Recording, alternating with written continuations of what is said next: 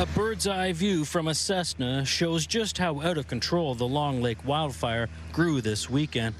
On the ground, a doorbell camera captures the urgency as fire officials go door to door helping to evacuate. The fire more than doubled in size over the weekend, measuring 7,780 hectares in size, forcing the evacuation of more than 330 properties. Some have been damaged. We really can't imagine what it must feel like. And also with the added anxiety of not knowing what's happening to your home, it's an awful time.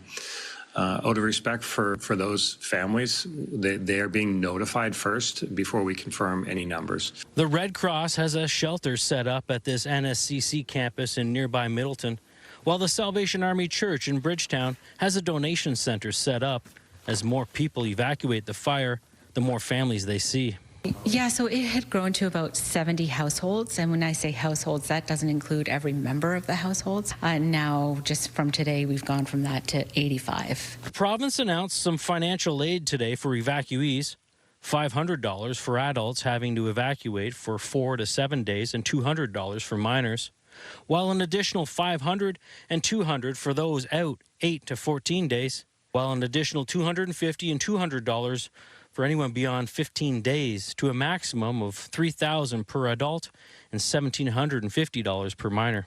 The tinder dry conditions and the wind this weekend helped the wildfire spread out of control. Crews on the ground had to pull back because of the heat of the fire. But the day on Long Lake was a bad one. Despite best efforts, a week of planning and everything we could do, that fire responded as we thought it would to the weather. The weather conditions were not good for us. It responded pretty much as we thought it would, and that fire stood up and ran away.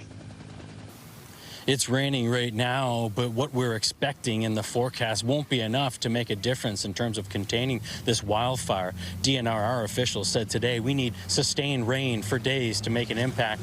As far as the funding for those being forced to evacuate their homes, they can find a link on the Nova Scotia Department of Emergency Management website, or they can apply in person at any Service Nova Scotia site.